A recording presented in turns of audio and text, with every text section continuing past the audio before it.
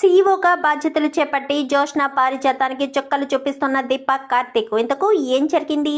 అసలు సీఈఓగా బాధ్యతలు చేపట్టి జోష్న పారిజాతానికి దీపక్ కార్తిక్ చుక్కలు చూపించడం ఏంటి? ఇదంతా కూడా వీడియోలో చూసి తెలుసుకునేద్దాం. కార్తీక దీపం అప్కమింగ్ ఎపిసోడ్స్లో ఏం జరగబోతుందో ముందుగా తెలుసుకోవాలి అనుకుంటే వీడియోని లైక్ చేసి ఛానల్ని సబ్స్క్రైబ్ చేసుకోండి. మొత్తం మీకు చూసుకున్నట్లయితే దీపాన్ని సీఈఓని చేసేస్తారేమోనన్న భయంతో పారిజాతానికి ఫోన్ చేసి చెప్పడంతో సుమిత్రను తీసుకుని పారిజాతం కాస్త ఆఫీస్కి వస్తుంది. అక్కడికి వచ్చి సుమిత్ర ఏదో అడిగేస్తుంది, జోష్ననే సీఈఓని చేసేసేటట్టు మాట్లాడేస్తుంది అని పారిజాతం అనుకుంటుంది. జోష్నకు మాత్రం సుమిత్ర మీద ఏమాత్రం నమ్మకం లేదు. ఎందుకంటే సుమిత్ర మీద పూర్తి నమ్మకం ఉంది. ఎందుకంటే జోష్న మీద చాలా కోపంగా సుమిత్ర ఉంది కాబట్టి. సో అందుకని ఇంకా అంతా కూడా వచ్చిన తర్వాత భోజనాలు చేస్తారు. భోజనాలు చేసేసరికి నేను మీతో మాట్లాడాలి అని చెప్పి పారిజాతం కాస్త శివనారాయణని పక్కకు తీసుకువెళ్తుంది. దీపను సీఈఓని చేయాలని అనుకోవడం ఏంటి? అసలు మీరు ఏమనుకుంటున్నారు అనగానే నిన్నెవరు ఇక్కడికి రమ్మన్నారు? దీపని సీఈఓని చేస్తానని నీకెవరు చెప్పారు అనగానే ఎవరు చెప్తే ఏముంది, జోష్నే చెప్పుంటుంది అని చెప్పి కార్తీక్ అంటాడు. నేనే చెప్పానని ఎలా చెప్పగలుగుతున్నావు బావా అని చెప్పాను, కానీ నీకు తెలిసింది ఇక్కడ జరిగిన విషయాన్ని బట్టి నువ్వే దీపే సీఈఓ అని నువ్వు అనుకున్నావు అని చెప్పనేసరికి పారిజాతం నువ్వు చాలా గొప్పదానివి తెలుసా, నువ్వు ఇంత గొప్ప ఆలోచన ఉన్నదానివని అస్సలు అనుకోలేదు. నాకు ఇప్పటి వరకు దీపను సీఈఓని చేద్దామని అనుకోలేదు, సీఈఓని వేరే వాళ్ళని చేద్దామనుకున్నాను. కానీ నువ్వు చెప్పడం వల్లే దీపని సీఈఓని చేస్తాను అనగానే వేరే వాళ్ళని ఎవరిని చేద్దామనుకున్నారు అనగానే అదంతా నీకు అనవసరం, ఇప్పుడైతే నేను దీపను చేద్దామని అస్సలు ఆలోచన లేని నాకు మంచి ఆలోచన వచ్చేటట్టు చేసావు. వావ్ సూపర్, దీపని సీఈఓని చేయాలి. ఒరే కార్తీక్, నువ్వు అనుకున్న నేను నీకు చెప్తున్నాను, దీపను సీఈఓని చేస్తే దీపను ఒప్పించే బాధ్యత నీదే రోయ్. దీప ఒప్పుకోదేమో అనగానే అలాగే తాత, ఖచ్చితంగా ఒప్పిస్తాను అని చెప్పనేసరికి ఏంటికి రాని అసలు నువ్వు ఏం చేసావు అనగానే అదేంటే నువ్వే కదా దీప సీఈఓ అని నువ్వన్నావు, మళ్ళీ ఇక్కడికి వచ్చిన తర్వాత మీ తాత ఎలా మాట్లాడుతున్నాడు అనగానే నాకేం తెలుసు, దీప సీఈఓ అన్నట్టుగానే మాట్లాడారు ఇప్పటి వరకు, ఇప్పుడేమో ఇలా మాట్లాడుతున్నారు. ఏంటో అసలు సీఈఓని ఎవరినిచ్చేస్తారో ఏంటో అనుకుంటూ ఉండగానే మీటింగ్లో కూర్చోబెడతారు. కూర్చోబెట్టేసరికి శివనారాయణ గారు సీఈఓగా కార్తిక్ గారిని ఉండను అని చెప్పేశారు. మరి సీఈఓగా ఎవరిని కూర్చోబెడతారు అని చెప్పాను, కానీ ఇంకెవరిని కూర్చోబెడతారు? శివనారాయణ గారి రక్తాన్నే కూర్చోబెడతారు, వారసురాలనే కూర్చోబెడతాను అని చెప్పి పారిజాతం మాట్లాడుతుంది. చూడు పారిజాతం, రక్తాన్ని వారసురాల్ని కూర్చోపెట్టాలి అని రూల్ ఏమీ లేదు, సంస్థ బాగుండాలి కాబట్టి ఎవరిని కూర్చోబెట్టాలో నాకంటూ ఒక ఆలోచన ఉంది అనగానే ఏంటి సుమిత్ర, ఏం మాట్లాడవేంటి, సైలెంట్గా ఉంటావేంటి? నీ కూతురు తరపున నువ్వు మాట్లాడవా? నీ కూతురు తరపున నువ్వు మాట్లాడితేనే కదా నీ కూతురికి న్యాయం జరుగుతుంది అని చెప్పనేసరికి ఏమ్మా సుమిత్ర, ఏదైనా నాతో చెప్పాలా అనగానే ఏమీ లేదు మావయ్య, మీరు ఎలాంటి నిర్ణయం తీసుకున్నా నాకు ఎలాంటి అభ్యంతరం లేదు, నేనేమీ చెప్పాలని అనుకోవడం లేదు అని చెప్పనేసరికి సరే అయితే సీఈఓగా ఎవరిని చేద్దామనుకుంటున్నావు కార్తీక్ అని చెప్పాను, కానీ అదేంటి భావన అడుగుతున్నారు అనగానే కార్తీక్ అయితే మంచి సలహా ఇస్తాడు కాబట్టి అనగానే నేను అనుకోవడం అయితే సీఈఓగా దీపను చేయడానికి ప్రపోజల్ ఇస్తున్నాను అని చెప్పనేసరికి ఒక్కసారిగా అందరూ కూడా షాక్ అవుతారు. ప్లస్ వీళ్ళిద్దరూ షాక్ అవుతారు, మిగిలిన వాళ్ళంతా హ్యాపీగా ఫీల్ అవుతారు. దీపని సీఈఓని చేయాలనుకుంటున్నారా? దీప గారి మీద మీకు నమ్మకం ఉందా కార్తిక్ గారు అనగానే నా భార్య మీద నాకు పూర్తి నమ్మకం ఉంది. సత్యరాజు గారి రెస్టారెంట్ ఒకప్పుడు పాతాళానికి పడిపోయింది, నా భార్య సహాయంతో నేను మళ్ళీ దాన్ని తిరిగి నెంబర్ 1 స్థానానికి తీసుకురాగలిగాను.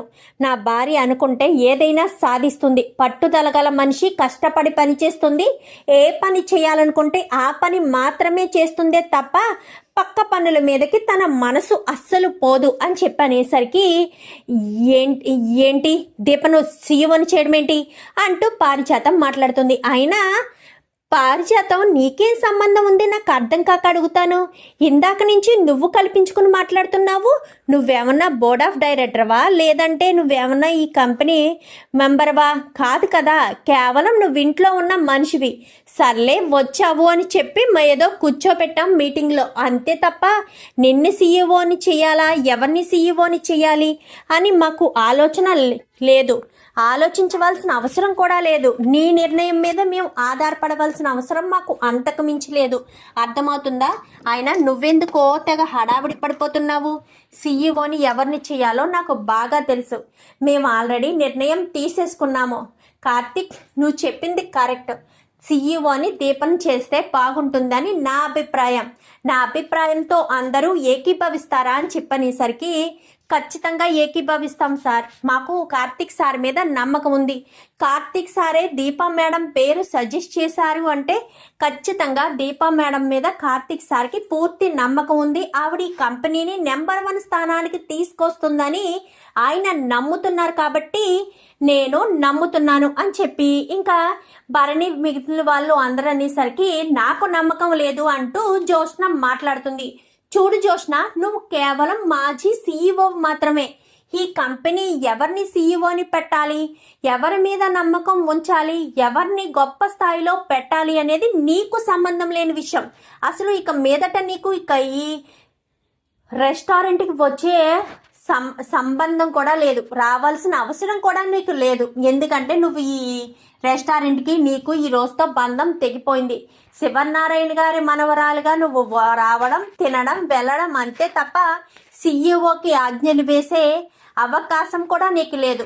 చెప్తే నేను చెప్పాలి, లేదా నా కొడుకు ఎండీగా చెప్తాడు, అంతే తప్ప నీకు ఎలాంటి హక్కు అధికారం లేదు. చూడమ్మ దీప, సీఈఓగా ఉండడం నీకు ఇష్టమేనా అని చెప్పనేసరికి దాని మొహం దానికేం తెలుసు, వంటగదిలో గరిట తిప్పుకోవడం తప్ప అనగానే నోరు మూసుకుని ఉంటావా పారిజాతం, లేదంటే నా చేతికి పని చెప్పాల్సిన పరిస్థితి తీసుకొస్తావా అని చెప్పాను. కానీ మూసుకునే ఉంటాను అని చెప్పి సైలెంట్ అయిపోతుంది పారిజాతం. అయితే సైలెంట్ అయిపోయేసరికి చెప్పమ్మా దీప, నీకు సీఈఓగా ఉండడం ఇష్టమేనా కాదా అని చెప్పనేసరికి కార్తిక్ వంక చూస్తుంది. మా బావ ఇష్టమే, నా ఇష్టం అని చెప్పనేసరికి ఒక్కసారిగా ఇంకా జోష్న పారిజాతానికి ఫ్యూజులు ఎగిరిపోయేసరికి చెప్పింది కదా వాళ్ళ బావ ఇష్టమే నా ఇష్టమని అనగానే, అలా కాదు, సీఈఓగా ఉండడం నాకు ఇష్టమే అని చెప్పమ్మా దీప అని చెప్పాను. కానీ సరే సార్, సీఈఓగా ఉండడం నాకు ఇష్టమే. మా బావ నా మీద నమ్మకంతో నా పేరు చెప్పినప్పుడు నాకు చాలా గర్వంగా ఉంది. మా బావ స్థానంలో నేను అంత గొప్ప నమ్మకాన్ని గెలుచుకున్నందుకు చాలా చాలా హ్యాపీగా ఉంది అని చెప్పనేసరికి ఎవరికి ఎలాంటి అబ్జెక్షన్ లేదు కదా అనగానే, లేదు సార్ లేదు అని చెప్పాను. కానీ ఒక్క మాట అని చెప్పనేసరికి చెప్పండి అని చెప్పాను. కానీ మేడం దీప గారు, మీరు మాత్రం మీ మీద పూర్తి నమ్మకంతో మేము అవకాశం ఇస్తున్నాము. కంపెనీ ఇప్పటి వరకు నష్టాలే చూసాము, లాభాలు చూడాలి అని చెప్పనేసరికి ఖచ్చితంగా మా బావ సపోర్ట్తో నేను ఖచ్చితంగా లాభాలే తీసుకొస్తాను అని చెప్పి దీప చెప్తుంది. ఇంకెందుకు ఆలస్యం, మేనేజర్ జోష్నను సీఈఓ పదవి నుంచి తొలగిస్తున్నట్టుగా టెర్మినేట్ లెటరు, దీపను సీఈఓ పదవిలో నియమిస్తున్నట్టుగా లెటరు తీసుకురా అని చెప్పనేసరికి ఓకే సార్ అని చెప్పి గబగబా వెళ్ళి 2 లెటర్లు టైప్ చేయించినవి ఆల్రెడీ సెట్ చేసి పెట్టినవి నేమ్ మార్చి అవి తీసుకొచ్చేసి ఇచ్చేసరికి జోష్న, దీని మీద సంతకం పెట్టు, ఇక మీద నీకు ఈ కంపెనీకి ఎలాంటి సంబంధం లేదు. అమ్మ దీప, దీని మీద సంతకం పెట్టు. ఇక మీదట కంపెనీ బాధ్యతలు చూసుకోవాల్సింది నువ్వే. నువ్వు ఎలాంటి నిర్ణయం తీసుకున్నా నేను అడ్డు చెప్పను. ఒకప్పుడు కార్తిక్కి ఎలాంటి పవర్స్ అయితే ఇచ్చానో నీకు అలాంటి పవర్సే ఇస్తున్నాను. ఎందుకంటే నాకు మీ మీద పూర్తి నమ్మకం ఉంది. మీరు గొప్ప స్థాయిలో నెంబర్ 1 స్థాయిలో కంపెనీని నిలబెడతారని, the great Joshna restaurant number 1 స్థానానికి తీసుకొస్తారని నాకు పూర్తి నమ్మకం ఉందని చెప్పి శివనారాయణ కాస్త చెప్తాడు. అలాగే తాతయ్య గారు అని చెప్పనేసరికి ఇంకా మీటింగ్ ఓవర్ అని చెప్పాను. కానీ ఇంకా అక్కడి నుంచి జోష్న పారిజాతం పరుగున వెళ్ళిపోతారు. సుమిత్ర నీకు అభ్యంతరం లేదు కదా అనగానే నాకేమీ లేదు మామయ్య, మీరు దీపం మీద నమ్మకంతో సీఈఓ పదవిని ఇచ్చారు, నాకెందుకు అభ్యంతరం ఉంటుంది, దీపక్ ఆ టాలెంట్ ఉందని మీరు నమ్మారు కదా మామయ్య అని చెప్పనేసరికి అవును, దీపక్ ఖచ్చితంగా నెంబర్ 1 స్థానానికి తీసుకొస్తుందని నాకు పూర్తి నమ్మకం ఉందమ్మా అంటూ శివనారాయణ మాట్లాడేసరికి నేను నిజంగా అంత ఆలోచించలేకపోయాను నాన్న, దీపాన్ని సీఈఓగా చేయాలనుకున్నారా అని ఆశ్చర్యపోయాను అనగానే అందులో ఆశ్చర్యం ఏముంది దశరథ, మన కంపెనీ బాగోగులు చూడగలిగేది ఎవరు, మన కంపెనీ రెప్యుటేషను పైకి వచ్చేటట్టు చేసేది ఎవరు ఇదంతా చేయగలరు అని ఆలోచించాను. అలా ఆలోచించినప్పుడు నాకు దీప కనిపించింది, అందుకే దీపే ఈ కంపెనీ సీఈఓగా ఉండగలదు అని నేను నమ్మాను అని చెప్పి మాట్లాడేసరికి పోనీలే ఇప్పటికైనా ఒక మంచి వ్యక్తిని సీఈఓగా ఎంచుకున్నారు.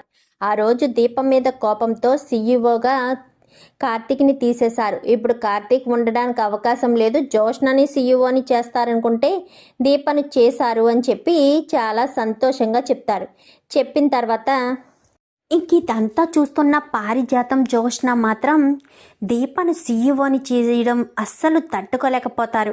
ఎందుకంటే దీపను ఎప్పటికప్పుడు తొక్కాలని చూస్తారు కదా వీళ్ళు. అలాంటిది దీపను సీఈఓని చేశారంటే దీప ముందు జోష్న ఓడిపోయినట్టే కదా.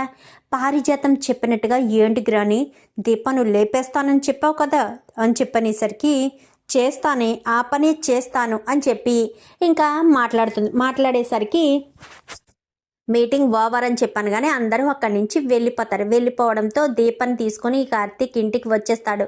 అమ్మ దీప, నీకు ఆఫీసు బాధ్యతలు అప్పగించాము, ఇంటిని ఏ రకంగా అయితే చక్కదిద్ది గొప్పగా నువ్వు అందరికీ కడుపు నిండా భోజనాలు పెడుతున్నావో అలాగే అక్కడ రెస్టారెంట్ని కూడా అలానే నువ్వు చూసుకోవాలి అమ్మా అని చెప్పాను. కానీ తప్పకుండా తాతయ్య గారు, మా బావ సపోర్ట్ ఉంటే నేను ఏదైనా చేస్తాను అనగానే కార్తీక్ నీకు సపోర్ట్ చేయకపోతే ఎవరికి సపోర్ట్ చేస్తాడు, సీఈఓగానే నీ పేరు సజెస్ట్ చేసిన వాడు నీకు సపోర్ట్ చేయకుండా ఉంటాడా, బావ మరదళ్ళిద్దరూ ఎలా చేస్తారో నాకు తెలీదు, నా కంపెనీ మాత్రం లాభాలు చూడాలి అని చెప్పాను. కానీ మీరు చేసిందేమీ నాకు నచ్చలేదు అంటూ పారిజాతం మాట్లాడుతుంది. నీకెప్పుడు నచ్చుతుందిలే పారిజాతం, నీకు మంచి చేయడం నచ్చదు కదా, ఎప్పుడు చెడుగానే చేస్తావు, నీకు ఎదుటి వాళ్ళు బాగుండడం, ఎదుటి వాళ్ళు అభివృద్ధి చెందడం నీకు నచ్చదు. ఎంతసేపు జోష్న సీఈఓగా ఉండాలి, కానీ అక్కడ నష్టాలు వచ్చేసి రెస్టారెంట్ని క్లోజ్ చేసే పరిస్థితి వచ్చినా, రెస్టారెంట్ దివాలా తీసే పరిస్థితి వచ్చినా నీకు మాత్రం ఇవన్నీ అనవసరం, కేవలం నువ్వు జోష్నకు మాత్రమే సపోర్ట్ చేస్తావు అంతే కదా అని చెప్పి మాట్లాడేసరికి అది కాదండి అని చెప్పాను. కానీ నోర్మి, తెలిసి ఎవరైనా ఇలాంటి పని చేస్తారా, జోష్న వల్ల నష్టాలు వచ్చాయి, జోష్న వల్ల ప్రాబ్లమ్స్ వచ్చాయి, జోష్న వల్ల ఎన్నో ప్రాబ్లమ్స్ వస్తే కార్తీక్ సాల్వ్ చేశాడు, మరి అలాంటి తప్పుడు మళ్ళీ జోష్నను సీఈఓగా చేయమని చెప్పడంతో నువ్వెంత గొప్ప దానివో ఎంత అసమర్థురాలివో బాగా అర్థమవుతుంది. సుమిత్రకు అది తెలుసు కాబట్టి సుమిత్ర తెలివితేటలుగా సైలెంట్గా ఊరుకుంది. నువ్వే అనవసరంగా సపోర్ట్ చేసి ఎందుకు పనికిరాని దానిలా నీ మాటకు నీకు అసలు విలువ లేకుండా చేసుకున్నావు అని చెప్పనేసరికి ఏంటిదంతా ఎలా చేసావేంటి అని చెప్పాను. కానీ అదేంటికి రాని దీపను చంపేస్తానని నీలోనే సత్తా లేదు, అక్కడ నేను మాట్లాడితే నేనే వెదబోతున్నాను ఛీ అనుకుంటూ అక్కడి నుంచి పారిజాతం వెళ్ళిపోతుంది. జోష్న సీఈఓగా మరుసటి రోజే ఛార్జ్ తీసుకొని ఆఫీస్కి వెళ్ళిపోతుంది. ఆఫీస్కి వెళ్ళిపోయేసరికి అక్కడ దీప సీఈఓగా ఛార్జ్ తీసుకుని వెళ్ళిపోతుంది. దీప వెళ్ళేసరికి జోష్న అక్కడ ఉంటుంది.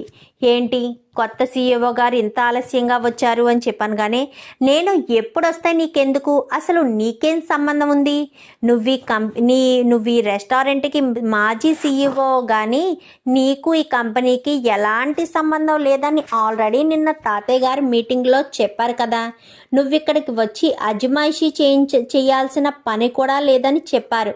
ఏ నిర్ణయం తీసుకున్నా నీ ఇష్టం దీప, నువ్వు నాకు చెప్పే పని లేదు అని కూడా తాతయ్య గారు చెప్పారు.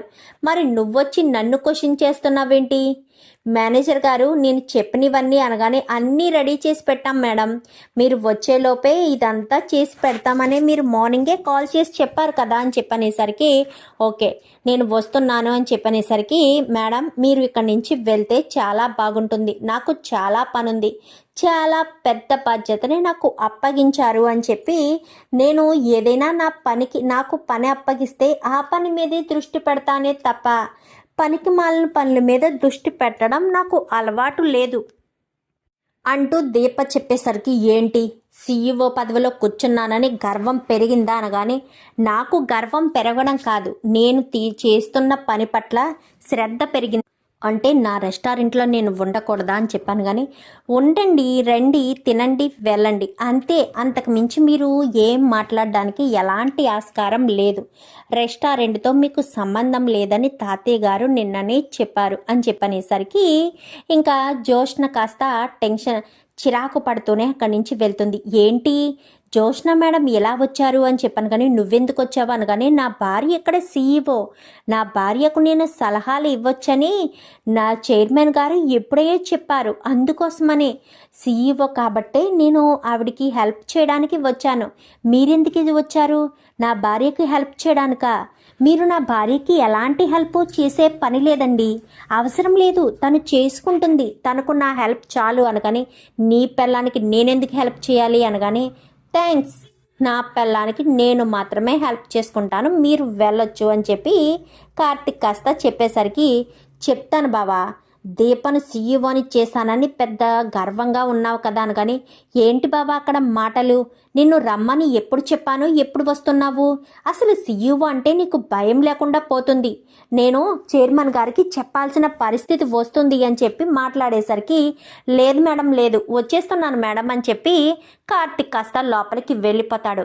వెళ్ళు బావా వెళ్ళు, నువ్వు బాగా చేస్తున్నావు, ఈ దీపను బ్రతకనిస్తాననుకుంటున్నావా, గ్రానీ దీపను బ్రతకనివ్వను అని చెప్పింది, వెళ్ళి గ్రానీని రెచ్చగొడతాను, గ్రానీని దీపని ఏదో ఒకటి చేసేస్తుంది, తను వెళ్ళి జైల్లో కూర్చుంటుంది, ఇంకప్పుడు నాకు ఎలాంటి ఇబ్బంది ఉండదు అని చెప్పి జోష్న కాస్త అనుకుని గ్రానీ గ్రానీ అనుకుంటూ ఈ ఇంటికి వస్తుంది. ఏంటి జోష్న ఎందుకు అంత హడావిడిగా వచ్చావు అనగాని ఆ దీప నన్ను అవమానించింది గ్రానీ అని చెప్పనేసరికి దీపజోలికి నువ్వెందుకు వెళ్ళావు, అసలు దీపజోలికి వెళ్ళవలసిన అవసరం ఏముంది అనగాని అదేంటి గ్రానీ అలా అంటావు, దీపని వదిలేయమంటావా అని చెప్పనగానే వదిలేకపోతే తేనె పట్టును రాయి పెట్టి కొట్టినట్టు కొడతావా ఏంటి, అలా కొడితే నీకే ఇబ్బంది అవుతుంది, అది నీకు అర్థం కావట్లేదు, ఎందుకు దీపజోలికి వెళ్ళడం, దీపజోలికి వెళ్తే నీకే అన్నీ లాస్ అవుతాయి, అది అర్థం చేసుకో జోష్న, పదే పదే మీ తాతతో చీ అనిపించుకోకు, నువ్వు దీపజోలికి వెళ్ళావన్న విషయం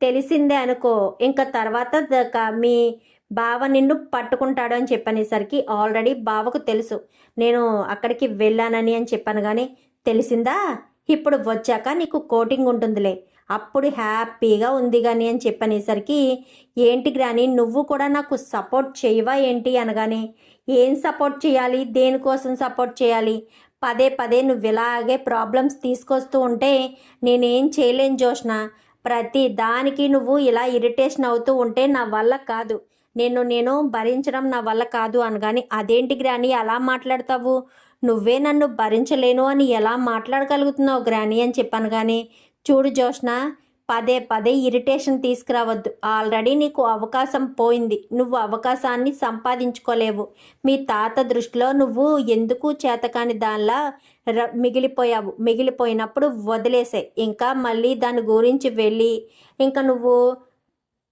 ఆలోచించడం అనవసరం అని చెప్పనేసరికి గ్రాని నువ్వు నన్ను తప్పుగా అర్థం చేసుకుంటున్నావు అనగానే తప్పుగా నేనేమో అర్థం చేసుకోవట్లేదు జోష్న, నువ్వే తప్పుగా ప్రవర్తిస్తూ నీ విలువను నువ్వే తగ్గించుకుంటున్నావు, అది గుర్తుపెట్టుకుంటే బాగుంటుంది, ఎందుకో నీ విలువను ఎందుకంత దారుణంగా తగ్గించుకుని నువ్వు ఎందుకు అలా ఓడిపోయే పరిస్థితి వస్తుందో నీకే అర్థం కావట్లేదు, ఎందుకు జోష్న నీకు అసలు బుర్ర పనిచేస్తుందా, మళ్ళీ వెళ్ళి ఆ దీపజోలికి వెళ్ళి దీపతో మాటలు అనిపించుకోవడం అవసరమా ఏంటి అనగానే అంటే ఆ దీపను అలా వదిలేయాలా అని చెప్పనేసరికి వదిలేకపోతే ఏం చేస్తావు, ఏం చెయ్యాలి అని చెప్పాను కానీ నోరు మూసుకుని దీపజోలికి వెళ్లకుండా ఉంటే నీకు చాలా మంచిది జోష్న, అది నీ ఉనికి కూడా మంచిది, అది నువ్వు అర్థం చేసుకోకుండా దీప దీప అనుకుంటూ దీప చుట్టూరే తిరిగేవనుకో ఏదో ఒక రోజు కొమ్ములు విరిచేస్తుంది. అది నీకు అర్థం కావట్లేదు.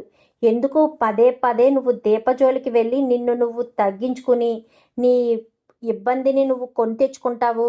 ఎంతలో ఉండాలో అంతలో ఉండు అని చెప్పనేసరికి, లేదు గ్రాని, నేను వదిలిపెట్టను, ఆ దీపను వదిలిపెట్టను. అయినా దీపని సీఈఓని చేస్తే ఏదో చేసేస్తాను అన్నావు కదా అనగానే, ఏం చేశాను నా తలకాయ, ఏం చేయగలను? ఆ దీప చూసావా ఎంత తెగించి ఉందో? దాన్ని నేనేం చేయగలనే? నువ్వే ఏం చేయకుండా నోరు మూసుకుని ఊరుకో అనగానే, గ్రాని నేనైతే అలా ఉండలేను, దీపని ఏమీ చేయకుండా నేనైతే ఉండను అని చెప్పనేసరికి, ఉండాలి జోష్న, ఉండకపోతే కష్టం. దీపజోలికి వెళ్లకుండా ఉండడమే నీ ఆరోగ్యానికి మంచిది. కాదు కూడదని దీపజోలికి వెళ్ళావే అనుకో, తర్వాత నువ్వే ఇబ్బందులు అన్నీ వస్తాయి అని చెప్పాను. కానీ ఏంటి గ్రాని నువ్వు ఇంత దారుణంగా మారిపోయావు, ఇంత దారుణంగా ఉండిపోయావు నువ్వని చెప్పాను. కానీ ఏం చేయమంటావే, అనుభవం అలాంటిది. నీతో సావాస దోషం అనుకుంటా. నీ వల్ల నాకు తిట్లు వస్తున్నాయో, నా వల్ల నీకు తిట్లు వస్తున్నాయో నాకైతే తెలియడం లేదు. కానీ ప్రతి విషయంలో నాకు తిట్లే వస్తున్నాయి. మీ తాత నన్ను ప్రతిసారి ఏదో ఒకటి అంటూనే ఉంటున్నాడు. అనకుండా మాత్రం మీ తాత ఉండలేకపోతున్నాడు.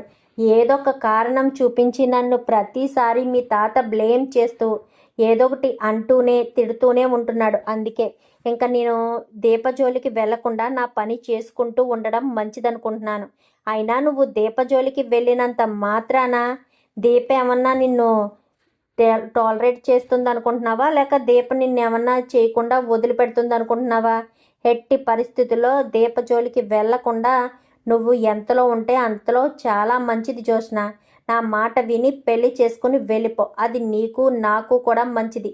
దొరికిందల్లా దొరుకుతుంది ఆస్తి, లేదంటే ఆస్తి మాత్రం దక్కే అవకాశం ఉండదు అని చెప్పనేసరికి, అదేంటి గ్రాని అలా మాట్లాడతావు? ఆస్తి మనకు దక్కదా అని చెప్పాను. కానీ ఎలా దక్కుతుంది ఆస్తి? నీకేమన్నా పిచ్చా?